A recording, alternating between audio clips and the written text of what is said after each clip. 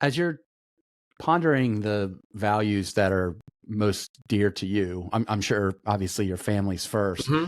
but I think what comes with that, I would think, particularly as an educator, not just as a husband, is instilling the same types of personal responsibility that you have for managing your home, right? You're passionate about Yeah. it. How do you involve your children in that process? Yeah. So I think that, one of the values that we talk about with our girls oftentimes is this value around like choice or adventure. Like, I love to be able to spend our weekends out exploring New York City, this wonderful place where we live. We have a cottage in Pennsylvania that we bought, several years ago. And I love when we're able to just retreat there for the summer and spend time swimming and paddleboarding and running and riding bikes. And, in order for all of those things to be able to fall into place, we've had to instill in them that we have to, work together as a family, that teamwork is something that I really value in addition to family. And the idea is that we have to be able to work together in order to make our home and our family run efficiently. And I know it's kind of strange to use that word efficiency to describe family. And for listeners who have young children or teenagers, the idea of efficiency, it almost makes you sort of laugh because there's like nothing efficient about either of those ages. But, when I think about efficiency, it's like knowing, okay, we have just brought all of the laundry back from the laundromat. Everyone needs to go into the bedroom. We're all going to sort our clothes by person, and then everybody puts away their things. How does that help from an efficiency standpoint? Because it's five people doing it instead of one person doing it.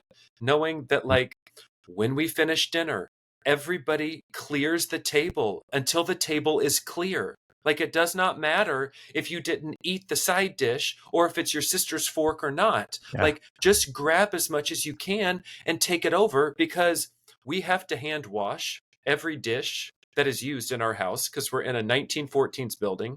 There is not, you know, a dishwasher, just like we have no washing machine or dryer. So, I think when kids start to see this as a natural sort of thing, that what families do, I think that then opens up those other things that we value around adventure and time and choice. And the goal is someday to send our children off into the world, and they will know, one, how to care for themselves, but two, Exactly.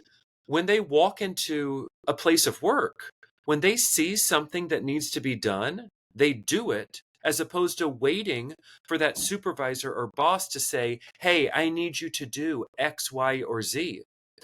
As a teacher, my principal is not micromanaging me. I had to learn what to do in order to keep that classroom running, to communicate with families, how to keep the urgency up, the work production up. It wasn't like someone was in the back saying, oh, I need you to do this right now. Don't forget Right. to do X, Y, or Z. There's just the expectation that things are being done. Yeah. And so I feel like home is like the training ground. Like, it is training for game day. And I feel like game day is when we're ready to send our kids off into the world and hope that they're able to be productive and contributing and helpful and kind and caring, and not say, that's somebody else's responsibility. That's not mine. Why are you telling me to do that? Right. Because we have all worked with people who are like that. I have children in my classroom that are like that. And children are hardwired to push back and to ask questions. But it's just, you know, through that gentle sort of guiding, reminding them and equipping them then with the skills to be able to execute the particular task. Well, as you're preparing them for their game day, you're doing it with another coach, right? You're doing it Yeah. with your partner, with your wife. Yeah.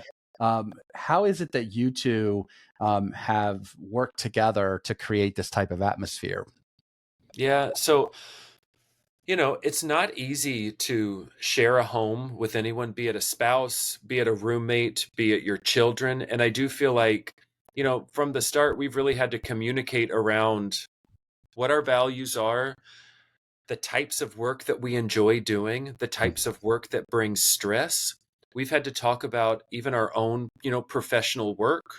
what the mental, sort of emotional and physical toll on that is, how Mhm. it impacts who we are when we come home, because oftentimes we give our best selves to the people that we work with, or to the clients that we serve, or to the students that we work with. And then sometimes it's like you just give the people you live with the sloppy leftovers. And so we've had to really figure out through different seasons of life, how are we going to make this work?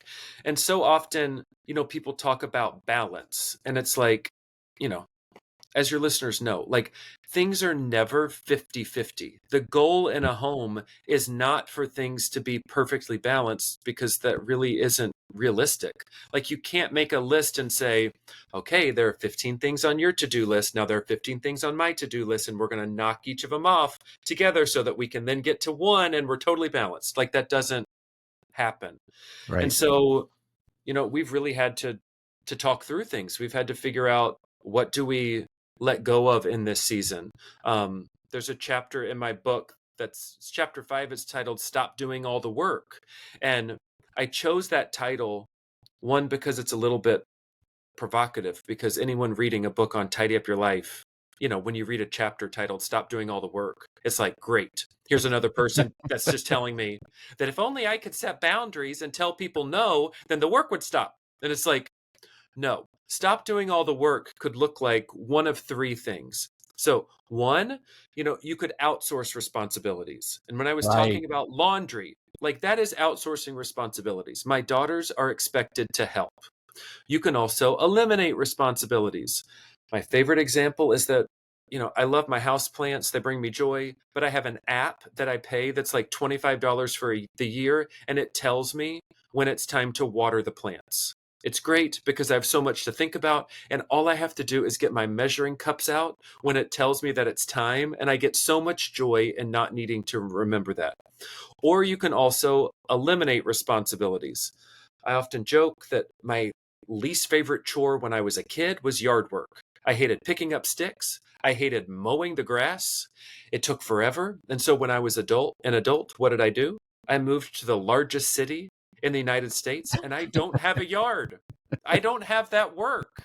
So, you know, I feel like, with your partner, with your kids, with your spouse, whomever, like, when you can start to have some of these conversations around work, how you balance things, inside of the home and outside of the home. And again, I use the word balance, but it's that idea of, you know, how are we dividing and conquering? How are we sharing responsibilities? Whatever words you want to use, you have to at least talk about it, because when you don't talk about it, resentments build up.